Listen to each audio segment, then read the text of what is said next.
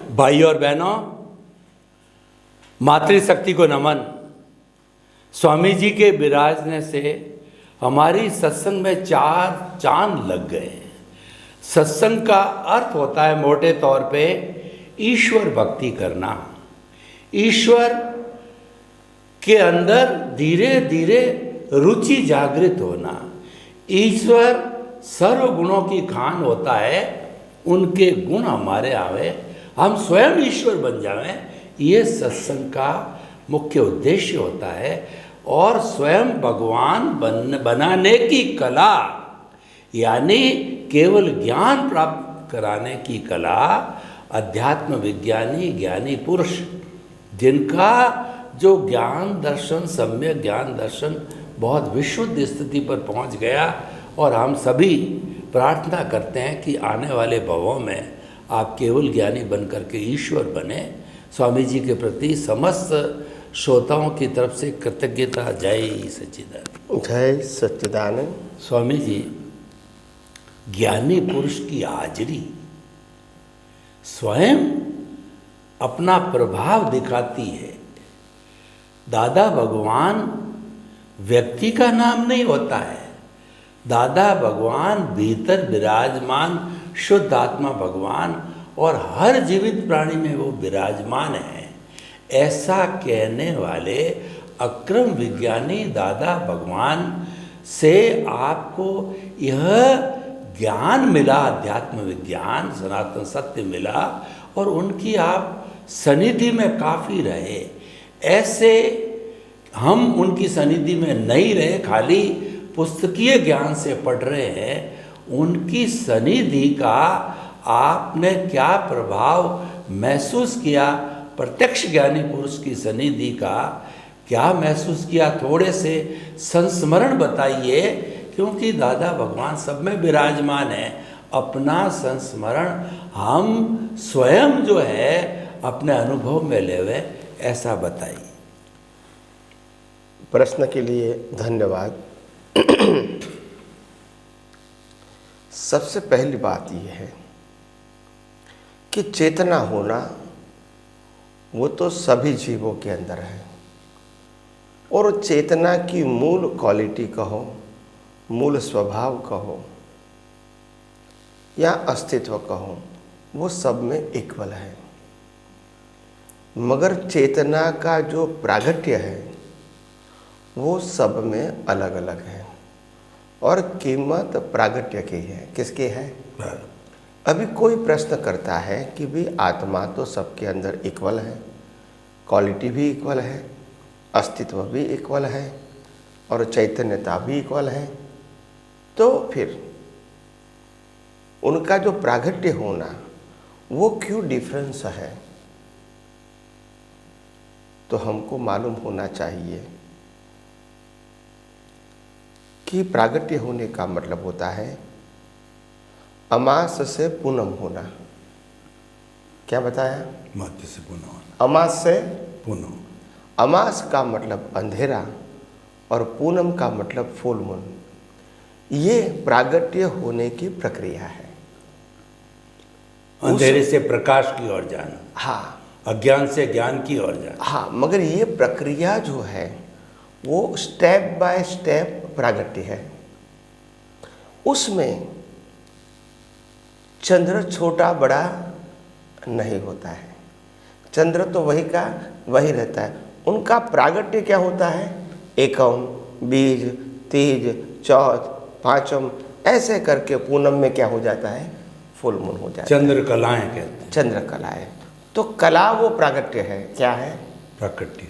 तो प्रागट्य का मतलब होता है खुद तो लाभान्वित होते हैं, मगर दूसरे को लाभ मिले ऐसी क्षमता, ऐसा अनुभव, ऐसी जागृति, इसको प्रागट्य बोलते हैं। प्रकट होना। हाँ, तो अगर अमास है तो भी चंद्र है, मगर किसी को लाभ नहीं। मगर अमास से एकम होती है तो थोड़ा लाभ मिलता है, बीज होती है तो और ज़्यादा लाभ मिलता है, और पूनम में मैक्सिमम मिलता है। तो ये प्रक्रिया प्रागट्य की प्रोसेस है। इसीलिए आध्यात्म जगत में प्रागट्य का इसीलिए महत्व है ताकि वो दूसरे को भी सहायक बने और तभी वो पूजनीय बनते हैं। देखो, आध्यात्म जगत के अंदर केवल ज्ञानी पूजनीय नहीं होते हैं, तीर्थंकर पूजनीय होते हैं। दोनों के अंदर ज्ञान तो इक्वल है, मतलब जो समाज के लिए उपयोगी है, क्या बताया, समाज के लिए उपयोग, वो उनका प्रागट्य होना बहुत आवश्यक है समाज के लिए। खुद स्वयंभू ज्ञान प्राप्त करके मुक्ति में जाना वो खुद के लिए तो अच्छा है ही, मगर समाज के लिए कोई बेनिफिट नहीं है और इसीलिए उसका काउंटिंग समाज में नहीं होता है। भले वो मोक्ष में गए केवल ज्ञान प्राप्त करके, अज्ञान को मिटा के, आठे पर को कर्मों का क्षय करके मोक्ष में गए, वो हमारे लिए रिस्पेक्टेड है, मगर आम जनता को वो सहायक नहीं बने। तो इम्पोर्टेंट बात यह है, प्रागट्य का मतलब होता है प्रकट होना, और ऐसा प्रकट होना जो दूसरों को भी हम मार्गदर्शन दे सके, गाइड कर सके। तो दादा भगवान नाम के एक अनुभवी ज्ञानी पुरुष थोड़े समय पहले हो चुके हैं भारतवर्ष के अंदर, खास करके गुजरात के अंदर, और उनका प्रागट्य होना, प्रकट होना, उनका जन्म होना और उनके अंदर ज्ञान दर्शन प्रकट होना, ये प्रकट होने से हजारों लोगों को उनके प्रागट्य का लाभ मिला, गाइडेंस मिला, मार्गदर्शन मिला, ज्ञान मिला, दृष्टि मिली। और इनके माध्यम से जो मिला बीज के रूप में, इसको अनुभव में रूपांतरित करना वो तो व्यक्तिगत बात है। एक व्यक्ति दूसरे व्यक्ति को अनुभव नहीं दे सकते हैं, अनुभव करने की दृष्टि दे सकते हैं। अगर अनुभव ही दे सकते हैं तो फिर अनुभव की कोई वैल्यू नहीं रहेगी, फिर चमत्कार रहेगा।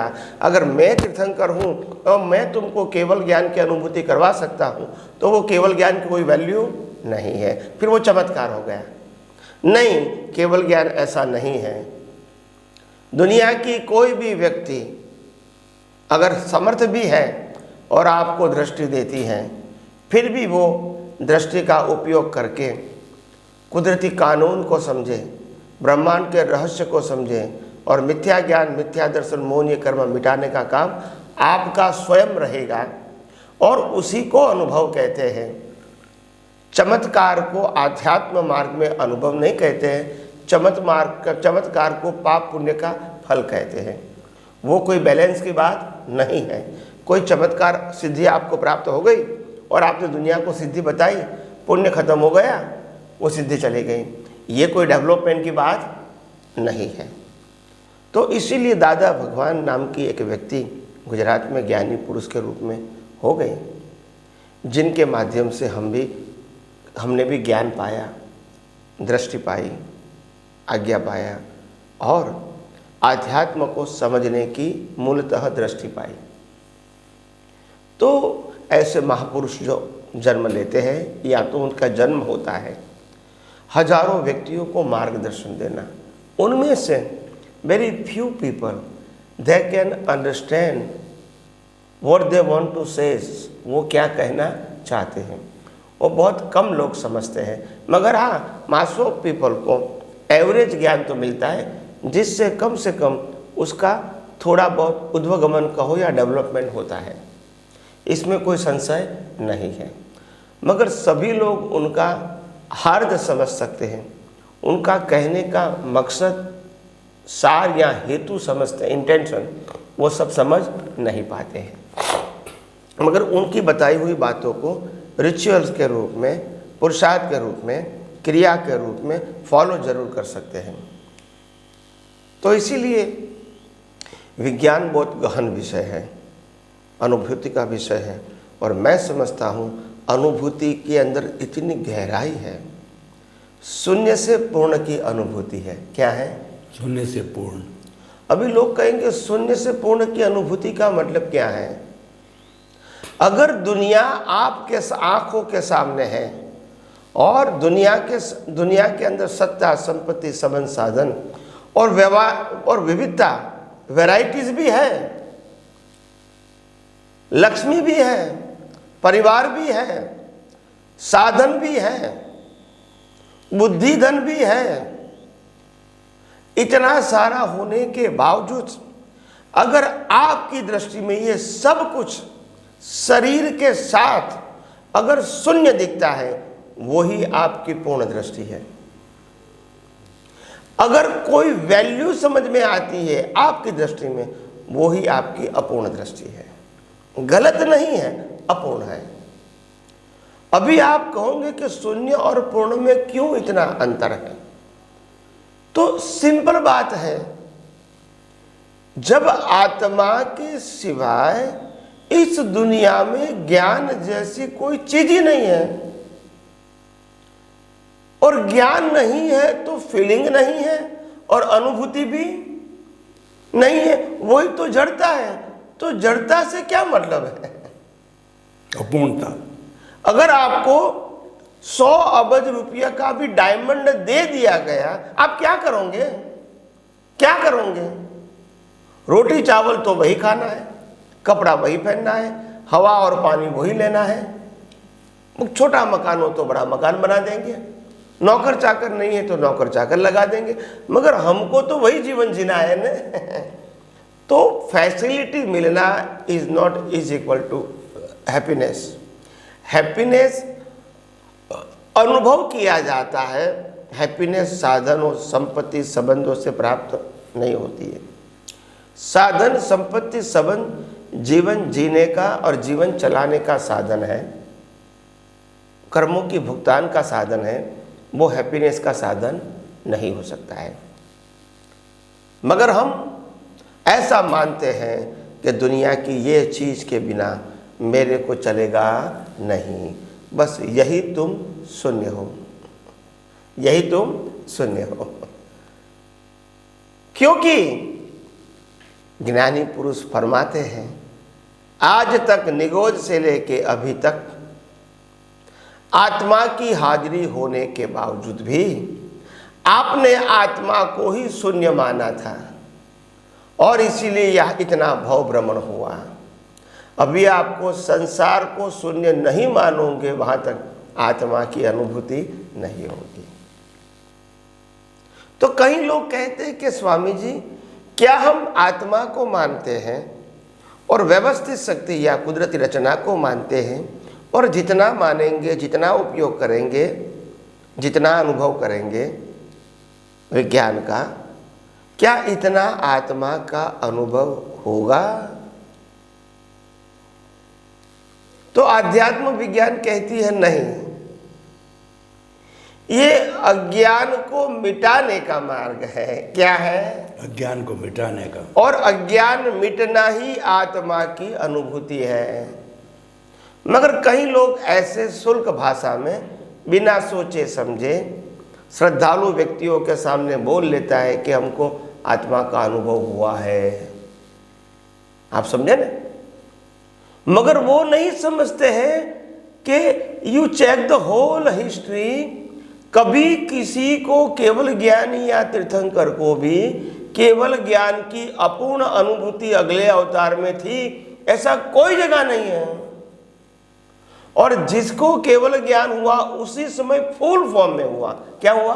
Full form. अपूर्ण फॉर्म नहीं कि पहले 90% प्रीवियस बर्थ में था, अभी 100% हुआ। ऐसा हुआ तो होता है। तो आप समझो, आध्यात्म मार्ग में प्रगति करने का मतलब अज्ञान को नाश करने की प्रोसेस करना, और अज्ञान को नाश करने की प्रोसेस करने का मतलब जगत की वैल्यू शून्य करते जाओ। और जब शून्य हो जाएगी, वही आत्मा का अनुभव है। तो क्या उस समय जगत नहीं रहेगा? नहीं, जगत तो रहेगा, आत्मा भी रहेगा, जगत भी रहेगा, मगर आपकी दृष्टि में जब वैल्यू ही नहीं है, तो फिर मालूम होगा क्या ये सब कुछ अनुभव करने वाला, जिनकी हाजिरी में मैं अनुभव कर रहा हूं, ये शून्य की अनुभूति भी मैंने किया। वो कौन है जिनकी हाजिरी में किया? वही तो परमात्मा है। अगर शून्य को शून्य मानना, अनुभव करना, बिना परमात्मा की हाजिरी संभव नहीं है। तो इसीलिए ये अध्यात्म विज्ञान में विज्ञान की इतनी वैल्यू क्यों बताई गई है? क्योंकि विज्ञान ही ऐसा है जो ब्रह्मांड के रिलेटिव सत्य से मुक्ति दिलाए। रिलेटिव सत्य से रिलेटिव सत्य की मुक्ति नहीं होगी, चेंज होगा। क्या होगा? बदलाव होगा, मुक्ति नहीं होगी। मगर सनातन सत्य से, रिलेटिव सत्य से मुक्ति पा सकते हैं। तो हर चीज़ों के पीछे सभी की एक इम्पॉर्टेंट होती है। जो आम आदमी, क्योंकि रिलेटिव सत्य और सनातन सत्य का जब भेद नहीं समझ में आता है तो ये बातें समझ में नहीं आती है। हम रिलेटिव सत्य को ही समझते रहेंगे, चलो भाई ये धर्म से ये धर्म में गए, ये गुरु से ये गुरु मानते हैं, ये मंदिर से ये मंदिर में गए, ये भगवान से ये भगवान में मानते हैं, ये रिचुअल से वो रिचुअल्स करेंगे। वो रिलेटिव सत्य का ट्रांसफॉर्मेशन है, उसमें सनातन सत्य नहीं आता है। जब सनातन सत्य का सब्जेक्ट समझ में आएगा तभी आपको समझ में आएगा कि रिलेटिव सत्य और सनातन सत्य दोनों अलग सब्जेक्ट हैं। रिलेटिव सत्य संसार चलाने के लिए है और सनातन सत्य संसार समाप्त करने। दोनों का एंगल क्या है? अलग है। दोनों में से एक गलत है ऐसा हम नहीं कहते हैं। आपको क्या प्राप्त करना है वो आपका सब्जेक्ट है। तो कहने का मतलब ये है, इसीलिए आधुनिक जगत में ज्ञानी पुरुष दादा भगवान के माध्यम से हमको जो मिला वो ये दृष्टि मिला उनके पास से कि अध्यात्म का मार्ग एक साइंस है। वो कोई क्रियाकांड नहीं है, वो कोई पाप पुण्य नहीं है। और दूसरी बातें उनकी दृष्टि से ये मिली मेरे को कि पूरा जो ब्रह्मांड है उनके संचालक की एक व्यवस्था है जिसको उन्होंने व्यवस्थित शक्ति नाम दिया। तो पहले ज़माने में तो हम कॉज इफेक्ट को मानते थे, कर्म और कर्मफल को, मगर पूरे यूनिवर्स को मैनेज करने वाली एक शक्ति है जिसको उन्होंने नाम व्यवस्थित शक्ति दिया। बाद में हमको जब समझ में आया तो हमने उसको कुदरत, कुदरती कानून और कुदरती रचना के रूप में एक्सप्लेन किया, अनुभव किया और एक्सप्लेन किया। तो हमको समझ में आया कि पूरा ब्रह्मांड जो है वो एक साइंस है और आत्मा विज्ञान घन है जिनकी हाजिरी से ये साइंस समझ में आता है। आत्मा विज्ञान घन है और ब्रह्मांड के सभी रहस्य उसमें ओपन हो जाते हैं। एक रहस्य दूसरे रहस्य को नहीं जान सकते। आत्मा की हाजिरी से ब्रह्मांड के सभी रहस्य खुले हो जाते हैं, क्योंकि रहस्य जड़ है, जानने वाला जड़ नहीं है। जानने वाला जड़ है तो फिर जानेगा कैसा? तो प्रकृति नहीं जान सकती है क्योंकि ये जड़ है, इसको जला। कई लोग कहते हैं कि स्वामी जी आप कहते हैं कि प्रकृति जड़ है, ज्ञानी पुरुष की बॉडी जड़ है, तो हम तो तीर्थंकर को भगवान मानते हैं, तो क्या उसकी बॉडी में ज्ञान नहीं है? मैंने कहा नहीं है तीर्थंकर की बॉडी में। अगर ज्ञान होता तो हम क्यों जलाते हैं? ज्ञान नहीं है, वो ज्ञान को व्यक्त करने का वाहक नेचुरल इंस्ट्रूमेंट है। उनकी बॉडी भी कुदरती रचना ही है, ये कोई विशेष नहीं है। विशेष मतलब हमारे से भले क्वालिटी में विशेष है मगर कुदरत का ही वो हिस्सा है। कोई उनकी स्पेशलिटी, अपनी बॉडी की स्पेशलिटी नहीं है। कुदरत ने उसी प्रकार से तीर्थंकर होने के नाते उसी प्रकार की बॉडी कुदरत ने ही दिया है। हमको भी कुदरत ने दिया, पशु योनि में भी योनि में शरीर कुदरत ने ही दिया, नरगति में भी कुदरत ने ही दिया और देवलोक में भी कुदरत ने दिया है। तो कुदरत की कुदरत ने दिया हुआ बॉडी है अलग अलग प्रकार की या अलग अलग क्वालिटी की, मगर है तो कुदरत की। और कुदरत की दिया हुआ बॉडी में ज्ञान नहीं होता है, वो सफरिंग करने के लिए है। किसके लिए है? सफरिंग। उसमें ज्ञान नहीं होता है। अगर उसमें ज्ञान होता है तो फिर हम जलाएंगे क्यों? तो इसीलिए बात को समझने की जरूरत है और इसीलिए आध्यात्म विज्ञान में बहुत सारी बातें जो आज तक गुप्त थी वो ओपन हो गई और क्लैरिटी आई। क्या आई? क्लैरिटी। यानी हमारे पास कौन सा रिलेटिव सत्य का अज्ञान जो हमको आध्यात्म के मार्ग में आगे बढ़ने में अवरोध करता था, वो विज्ञान ने बताया कि आध्यात्म विज्ञान कोई व्यक्ति विशेष का मार्ग नहीं है, कोई संस्था, मंदिर या मंत्र का मार्ग नहीं है। कोई रिचुअल्स का मार्ग नहीं है, कोई गुरु या भगवान का मार्ग नहीं है। ये तो सनातन सत्य है और इसको बताने वाला का हर हमेशा रिस्पेक्ट होना चाहिए। मगर वो स्वयं कुदरत भी नहीं है और भगवान भी नहीं है, मगर जरूर मार्गदर्शक है। तो आइए हम सब आध्यात्म विज्ञान में और आगे जानकारी प्राप्त करने की। स्वामी जी आपका बहुत बहुत धन्यवाद। आपने बताया कि जो ज्ञानी पुरुष होते हैं वो दृष्टि देते हैं, मार्ग बताते हैं, लेकिन आपको अनुभूति नहीं कराते। उस दृष्टि का सम्यक उपयोग करके अज्ञान को इरेज करते हो जब आपको अनुभूति होती है। और इस रास्ते पर कोई व्यक्ति चले उसको ये प्राप्ति हो सकती है। और आपने ये बताया कि जो ऐसे ज्ञानी पुरुष होते हैं वो तिन्नाणम तार्याणम, स्वयं तरते हैं, दूसरों को तारते हैं और बड़े महत्वपूर्ण होते हैं। तो इसीलिए आपने जो ये बताया ज्ञानी पुरुष की पहचान, उसके लिए आपको धन्यवाद, साधुवाद। जय सच्चिदानंद। जय सच्चिदानंद।